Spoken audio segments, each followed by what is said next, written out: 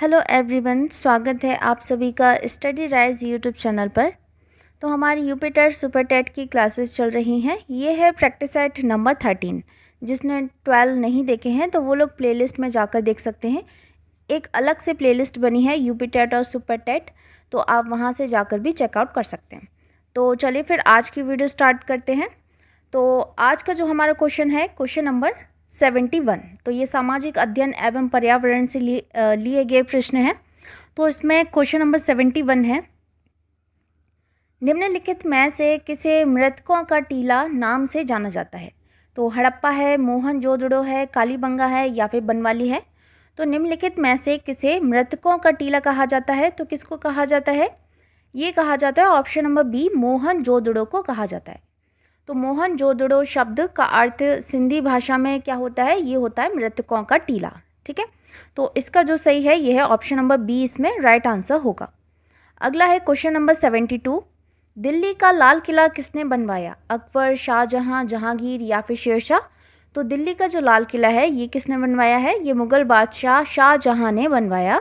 और ये कब बनवाया? 1638 में इसका निर्माण प्रारंभ हुआ था। 1638 1638 में इसका निर्माण प्रारंभ हुआ था।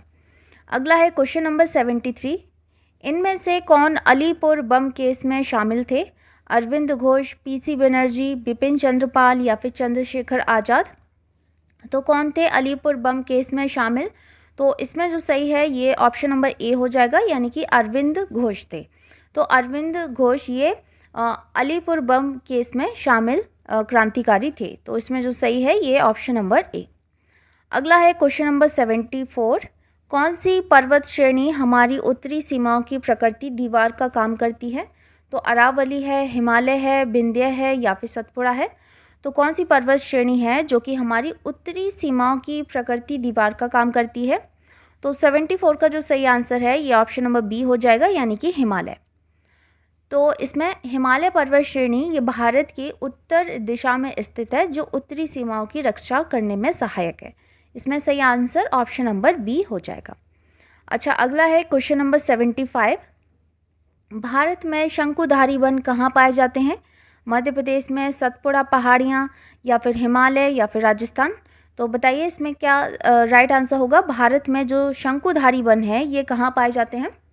तो 75 का जो सही है ये है ऑप्शन नंबर सी, हिमालय में। तो भारत में शंकुधारी वन ये हिमालय पर्वत पर पाए जाते हैं। ये वन ऊंचाई पर ही अधिकतर पाए जाते हैं। ठीक है, तो इसमें जो सही है ये ऑप्शन नंबर सी आंसर इसमें राइट आंसर होगा।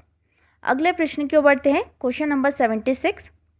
और जो भी बच्चा चैनल पर पहली बार आया है तो चैनल को जरूर सब्सक्राइब कर लें। ठीक है, तो इसमें क्वेश्चन नंबर 76 है, निम्नलिखित में से किसने पहली बार कहा कि पृथ्वी गोल है? अरिस्टोटल, कोपरनिकस, केपलर या फिर इनमें से कोई नहीं। तो किसने कहा था? तो ये कहा था पाइथागोरस ने कहा था। तो पाइथागोरस ने सर्वप्रथम कहा कि पृथ्वी क्या है? गोल है। इसमें सही आंसर हो जाएगा, इनमें से कोई नहीं। अगला है क्वेश्चन नंबर 77। लीबिया किस महाद्वीप में स्थित है? एशिया, अफ्रीका, यूरोप या फिर ऑस्ट्रेलिया। तो जो लीबिया है ये किस महाद्वीप में स्थित है? ये है ऑप्शन नंबर बी, अफ्रीका में स्थित है। लीबिया अफ्रीका महाद्वीप में स्थित है।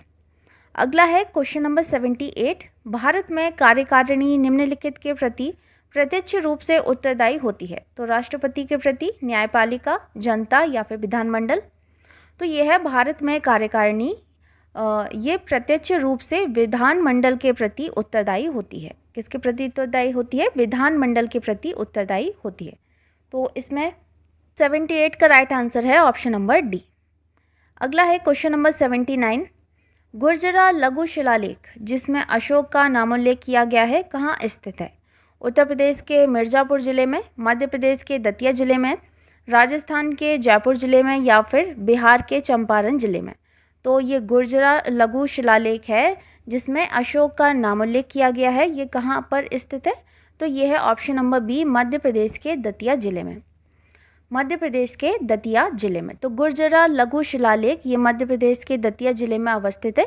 इस अभिलेख में अशोक का नामोल्लेख किया गया है। इस अभिलेख के अलावा अशोक का नामोल्लेख मास्की, मेहर एवं उदय गोलम अभिलेख में भी हुआ है। तो इसमें जो सही है ये हो जाएगा ऑप्शन नंबर बी, इसमें राइट आंसर होगा। अच्छा, अगला है क्वेश्चन नंबर 80। निम्न में से भारत की कौन सी नदी एक विभ्रंश घाटी से होकर बहती है? तो गंगा है, नर्मदा है, कावेरी है या फिर कृष्णा है। तो कौन सी नदी है जो कि एक विभ्रंश घाटी से होकर बहती है?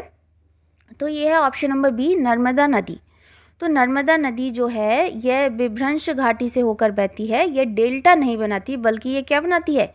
ये बनाती है एस्चुरी बनाती है। क्या बनाती है? एस्चुरी बनाती है। तो इसमें जो सही है ये ऑप्शन नंबर बी इसमें राइट आंसर हो जाएगा। अच्छा, अगला है, ये है शिक्षण कौशल के इसमें प्रश्न है। तो देखो इसमें क्वेश्चन है, क्वेश्चन नंबर 81।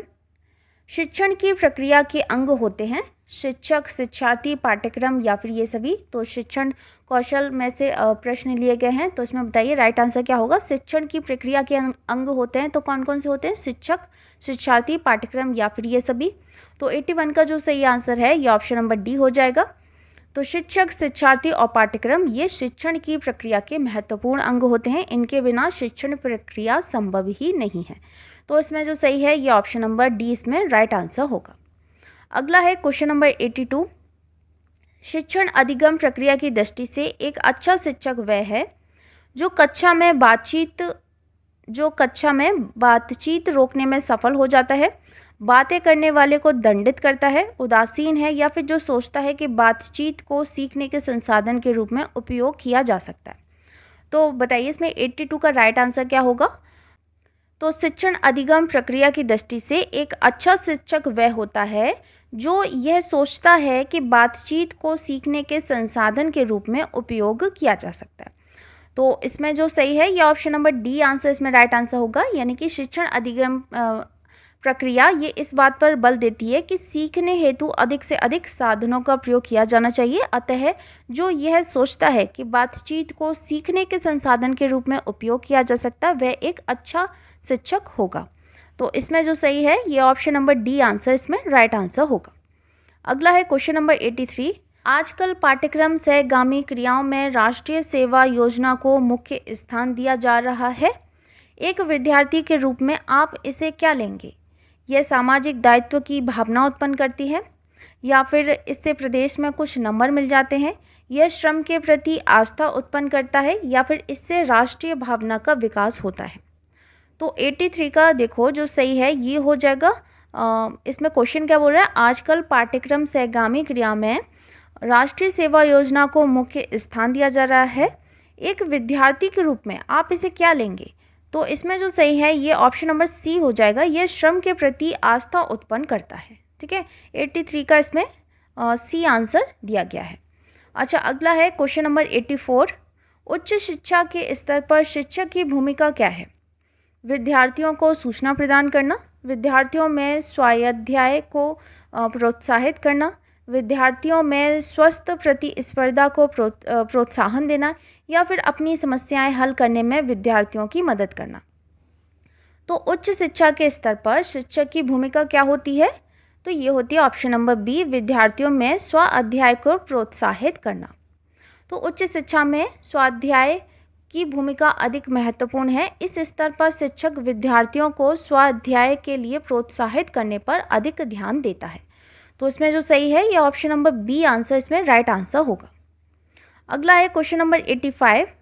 एक शिक्षक विद्यार्थियों को अनुप्रेरित कर सकता है पुरस्कार देकर, सही मार्गदर्शन कराकर, उदाहरण देकर या फिर कक्षा में भाषण देकर।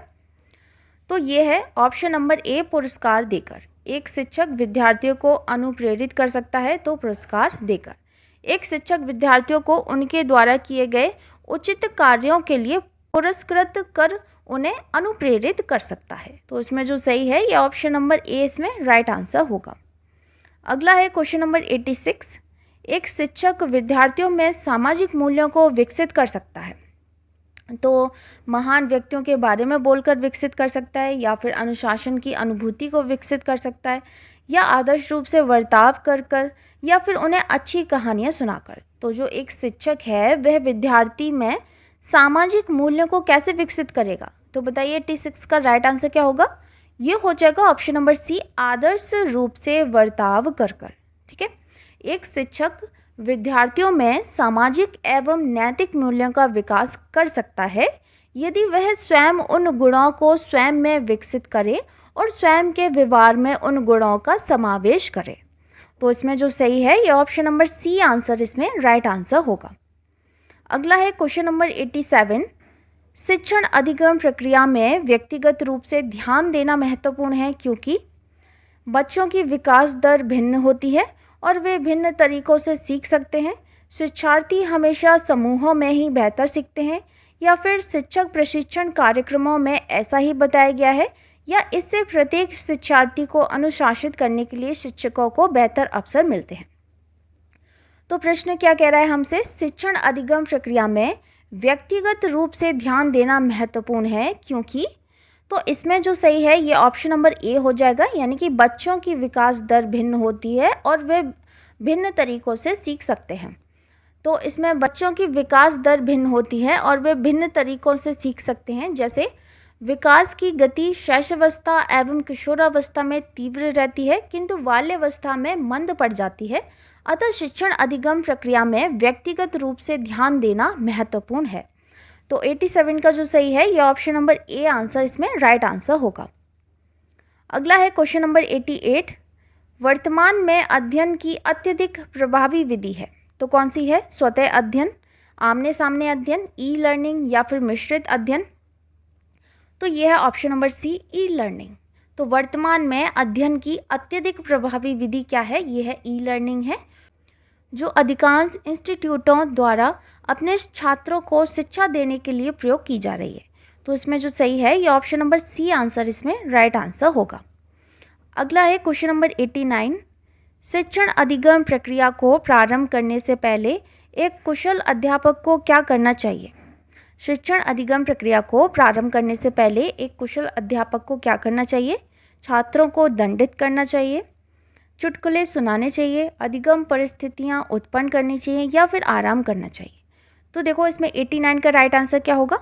ये हो जाएगा ऑप्शन नंबर सी हो जाएगा, अधिगम परिस्थितियाँ उत्पन्न करनी चाहिए। तो शिक्षण अधिगम प्रक्रिया को प्रारंभ करने से पहले एक कुशल अध्यापक को सबसे पहले क्या करना चाहिए? अधिगम के लिए यानी कि सिखाने के लिए उनको उपयुक्त परिस्थितियाँ उत्पन्न करनी चाहिए, जिससे कि सीखने की दशाओं में परिवर्तन होने के साथ साथ अधिगम हेतु परिपक्वता पर भी ध्यान दिया जा सके। तो इसमें जो सही है ये ऑप्शन नंबर सी आंसर इसमें राइट आंसर होगा। अगला है क्वेश्चन नंबर 90। निम्नलिखित में से कौन सा पद श्रेष्ठ नागरिक गुणों को विकसित करने का उपाय नहीं हो सकता? तो ऑप्शन इसमें दिए गए हैं, छात्रों को क्षेत्रीय, राष्ट्रीय, अंतर्राष्ट्रीय समस्याओं का पर्याप्त ज्ञान कराया जाए, छात्रों को सत्य, तथ्य, कल्पना एवं झूठ में विवेकशील भेद करने का प्रशिक्षण दिया जाए, या फिर छात्रों को सामाजिक समस्याओं की नग्न सच्चाई का एहसास कराया जाए, या फिर छात्रों में प्रभावी चिंतन की जड़ें सिंचित की जाए। तो इसमें 90 का जो सही है ये हो जाएगा ऑप्शन नंबर सी आंसर इसमें राइट आंसर होगा, यानी कि छात्रों को सामाजिक समस्याओं की नग्न सच्चाई का एहसास कराया जाए। तो क्वेश्चन क्या बोल रहा था? निम्नलिखित में से कौन सा पद श्रेष्ठ नागरिक गुणों को विकसित करने का उपाय नहीं हो सकता? ठीक है, नहीं पूछा है हमसे, तो इसमें ऑप्शन नंबर सी आंसर इसमें राइट आंसर होगा। अच्छा, अगला है क्वेश्चन नंबर 91। अब यहाँ से बाल मनोविज्ञान के प्रश्न स्टार्ट हो जाते हैं। तो देखो इसमें पहला क्वेश्चन दिया गया है, निम्नलिखित में से कौन सा कथन सतत व व्यापक मूल्यांकन के लिए सही नहीं है? क्या है? कौन सा सही नहीं है? सतत और व्यापक मूल्यांकन के लिए इनमें से कौन सा सही नहीं दिया गया है? तो इसमें ऑप्शन दिए गए हैं, यह एक विद्यालय आधारित मूल्यांकन है, यह विद्यार्थियों में तनाव को कम करता है, इसमें नंबरों के स्थान पर ग्रेड का प्रयोग होता है, या फिर इसमें शिक्षकों पर बोझ बढ़ जाता है।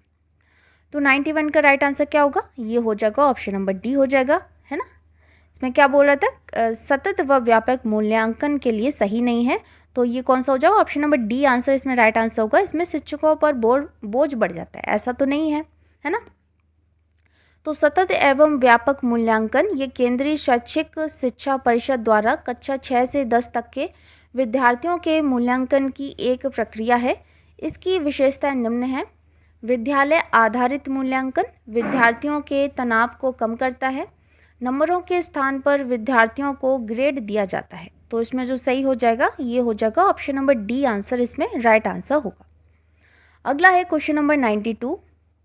वह कथन जो व्यक्तिक विभिन्नता के संदर्भ में सत्य नहीं है वह है व्यक्ति विशेष प्रकार में भिन्न होते हैं, व्यक्ति विशेष कोटि में भिन्न होते हैं, व्यक्ति विशेष प्रकार व कोटि दोनों में भिन्न होते हैं, या फिर व्यक्ति विशेष ना तो कोटि ना ही प्रकार में भिन्न होते हैं। तो 92 का राइट आंसर क्या होगा? तो उसमें क्या बोल रहा है क्वेश्चन, वह कथन जो वैयक्तिक विभिन्नता के संदर्भ में सत्य नहीं है। तो उसमें जो सही हो जाएगा ये हो जाएगा ऑप्शन नंबर डी आंसर इसमें राइट आंसर होगा। यानी कि वैयक्तिक भिन्नता का तात्पर्य ये वैयक्तिक रूप से अंतर, अर्थात कोई भी दो व्यक्तियों की बुद्धि, कार्य करने के तरीके, व्यक्तित्व आदि में कभी समान नहीं होते हैं। तो इसमें जो सही है ये है ऑप्शन नंबर डी आंसर इसमें राइट आंसर होगा। अगला है क्वेश्चन नंबर 93। जब बालक सीखने के लिए तैयार होता है तब वह जल्दी व प्रभावशाली तरीके से सीखता है। यह सिद्धांत प्रतिपादित किया गया। तो किसके द्वारा किया गया? थॉर्नडाइक के द्वारा, स्किनर के द्वारा, पावलव के द्वारा या फिर कुर्ट-लेविन द्वारा। तो किसके द्वारा किया गया? ये किया गया ऑप्शन नंबर ए थॉर्नडाइक के द्वारा। तो थॉर्नडाइक के अनुसार जब बालक सीखने के लिए तैयार होता है तब वह जल्दी एवं प्रभावशाली तरीके से सीखता है। तो इसमें जो सही है ये ऑप्शन नंबर ए आंसर इसमें राइट आंसर होगा। अगला है क्वेश्चन नंबर 94। प्रोजेक्ट शिक्षण विधि किससे संबंधित है? तो ये तो बहुत ईजी है, बताइए किससे संबंधित है? फ्रॉवेल से है, जॉन डीवी से है, आर्मस्ट्रॉन्ग से है या फिर मैकडूगल से है? तो ये है option number B John Dewey से। तो प्रोजेक्ट शिक्षण विधि ये जॉन डीवी की विचारधारा पर आधारित है, लेकिन इसको जो विकसित करने का जो श्रेय दिया जाता है ये किलपैट्रिक को जाता है। अतः ये कह सकते हैं कि जॉन डीवी किलपैट्रिक के सम्मिलित प्रयास का परिणाम प्रोजेक्ट विधि है। इनके अनुसार बालक के मस्तिष्क पर छपी हुई आकृति को बालक कभी भूलता नहीं है, इसलिए प्रोजेक्ट शिक्षण विधि बालकों के लिए सर्वाधिक उपयुक्त शिक्षण विधि मानी जाती है। तो इसमें जो सही है ये ऑप्शन नंबर बी आंसर इसमें राइट आंसर होगा। अगला है क्वेश्चन नंबर 95। एक शिक्षक को कक्षा में कार्य करना चाहिए तो प्रगतिशील भूमिका में, प्रभुत्ववादी भूमिका में, प्रजातांत्रिक भूमिका में या फिर प्रभावशाली भूमिका में? तो ये किया जाना चाहिए प्रजातांत्रिक भूमिका में। तो शिक्षक को कक्षा में प्रजातांत्रिक भूमिका का निर्वहन करना चाहिए ताकि विद्यार्थियों में डर एवं भय का एहसास समाप्त हो जाए तथा शिक्षक छात्र वार्तालाप सुचारू रूप से चलता रहे। तो इसमें जो सही है ये ऑप्शन नंबर सी आंसर इसमें राइट आंसर होगा। अगला है क्वेश्चन नंबर 96। बालक का चिंतन किसके द्वारा प्रदर्शित नहीं होता? तो आत्मकेंद्रिता के द्वारा, सजीवतावाद के द्वारा, यथार्थवाद के द्वारा या फिर व्यक्तिवाद के द्वारा? तो बालक का चिंतन किसके द्वारा प्रदर्शित नहीं होता है? तो 96 का जो सही है ये ऑप्शन नंबर डी हो जाएगा, यानी कि व्यक्तिवाद के द्वारा। तो बालक का चिंतन निम्न द्वारा प्रदर्शित होता है, आत्मकेंद्रिता द्वारा होता है, सजीवता द्वारा होता है और यथार्थवाद द्वारा होता है। लेकिन व्यक्तिवाद इससे बालक का चिंतन नहीं प्रदर्शित होता। व्यक्तिवाद एक नैतिक, राजनीतिक एवं सामाजिक दर्शन है जो व्यक्ति के स्वतंत्रता एवं आत्मनिर्भरता पर बल देता है। तो इसमें जो सही है ये ऑप्शन नंबर डी आंसर इसमें राइट आंसर होगा। अगला है क्वेश्चन नंबर 97। शिक्षा का उद्देश्य है अच्छा नागरिक बनाना, ऐसे व्यक्तियों का निर्माण जो समाज के लिए उपयोगी हों, व्यवहारिकता का निर्माण करना या फिर उपयुक्त सभी। तो शिक्षा का उद्देश्य क्या होता है? तो इसमें जो सही है 97 का ये हो जाएगा ऑप्शन नंबर डी हो जाएगा, यानी कि उपयुक्त सभी। तो शिक्षा के निम्न उद्देश्य हैं, तो कौन कौन से हैं? मनुष्य के जन्मजात प्रवृत्तियों को अभिव्यक्त करना, बालक को एक अच्छा नागरिक बनाना, व्यक्तित्व का निर्माण करना, व्यवहारिकता का निर्माण करना, सत्य का ज्ञान कराना और मानसिक क्षमता का विकास करना। ये सभी किसके अंतर्गत आ जाते हैं? शिक्षा का उद्देश्य के अंतर्गत आ जाते हैं। तो इसमें जो सही है ये ऑप्शन नंबर डी आंसर इसमें राइट आंसर होगा। अच्छा, अगला है क्वेश्चन नंबर 98। फ्रॉवेल ने निम्नलिखित में से किस खेल पर प्रमुख बल दिया है? तो गेंद का खेल, ब्लॉक का खेल, आकृतियों का खेल या फिर उपयुक्त सभी? तो फ्रॉवेल ने निम्नलिखित में से किस खेल पर प्रमुख बल दिया है? तो ये दिया है गेंद का खेल। तो फ्रॉवेल ने खेल विधि को अधिगम का एक उपयुक्त उपकरण माना है। फ्रॉवेल के अनुसार खेल विधि से बालक में समायोजन शक्ति, शारीरिक शक्ति एवं मानसिक क्षमता का विकास होता है। खेल विधि में फ्रॉवेल में गेंद के खेल को प्रमुखता दी है। फ्रॉवेल ने किंडरगार्टन शिक्षा प्रणाली की भी स्थापना की है। इसमें जो सही है ये ऑप्शन नंबर ए इसमें राइट आंसर होगा। अच्छा, अगला है क्वेश्चन नंबर 99। एक व्यक्ति वैधानिक रूप से दृष्टिबाधित है यदि उसका विजन क्षेत्र 20 डिग्री है जबकि उसकी विजुअल एक्यूटी तो अत्यधिक उपयुक्त सुधार के साथ ठीक आंख में 6/6 से कम है, अत्यधिक उपयुक्त सुधार के साथ ठीक आंख में 6/7 से कम है, अत्यधिक उपयुक्त सुधार के साथ ठीक आंख में 6/30 से कम है, या फिर अत्यधिक उपयुक्त सुधार के साथ ठीक आंख में 6/60 से कम है। तो इसमें राइट आंसर क्या होगा? ये हो जाएगा ऑप्शन नंबर डी आंसर इसमें राइट आंसर होगा, ऑप्शन नंबर डी, यानी कि अत्यधिक उपयुक्त सुधार के साथ ठीक आंख में 6/60 से कम है। अच्छा, अगला है क्वेश्चन नंबर 100 और आज का लास्ट क्वेश्चन है। ऑपरेशन ब्लैकबोर्ड परिणाम था तो कोठारी आयोग का, राष्ट्रीय पाठ्यक्रम रचना 2005 का, राष्ट्रीय शैक्षिक योजना 1986 का, या फिर राष्ट्रीय पाठ्यक्रम रचना 2000 का। तो जो ऑपरेशन ब्लैकबोर्ड परिणाम था ये किसका था? ये था ऑप्शन नंबर सी, राष्ट्रीय शैक्षिक योजना 1986 का। तो राष्ट्रीय शैक्षिक योजना 1986 यानी कि नेशनल एजुकेशन पॉलिसी 1986 ये प्रधानमंत्री श्री राजीव गांधी के कार्यकाल में लाया गया था। इसी योजना के अंतर्गत ऑपरेशन ब्लैकबोर्ड नाम का अभियान चलाने का संकेत दिया गया। इस अभियान के अनुसार किसी भी मौसम में काम देने लायक कम से कम 2 बड़े कमरे, 2 शिक्षक जिनमें कम से कम 1 महिला हो, आवश्यक खिलौने, ब्लैकबोर्ड, नक्शे, चार्ट आदि शिक्षण सामग्री की व्यवस्था होनी चाहिए। तो इसमें जो सही है ये ऑप्शन नंबर सी आंसर इसमें राइट आंसर होगा। तो फ्रेंड्स, ये थी आज की वीडियो जिसमें आज हमने सामाजिक अध्ययन एवं पर्यावरण के प्रश्न किए, शिक्षण कौशल के प्रश्न किए और बाल मनोविज्ञान के प्रश्न आज हमने कंप्लीट किए हैं। तो मिलते हैं फिर बहुत जल्द नेक्स्ट वीडियो में। और जो भी बच्चा चैनल पर पहली बार आया है तो चैनल को ज़रूर सब्सक्राइब करें, साथ ही साथ बेल आइकन को भी प्रेस कर लें। जब भी वीडियो अपलोड की जाएगी तो आपके पास नोटिफिकेशन आ जाएगा। तो मिलते हैं फिर नेक्स्ट वीडियो में बहुत जल्द। तब तक के लिए थैंक यू सो मच।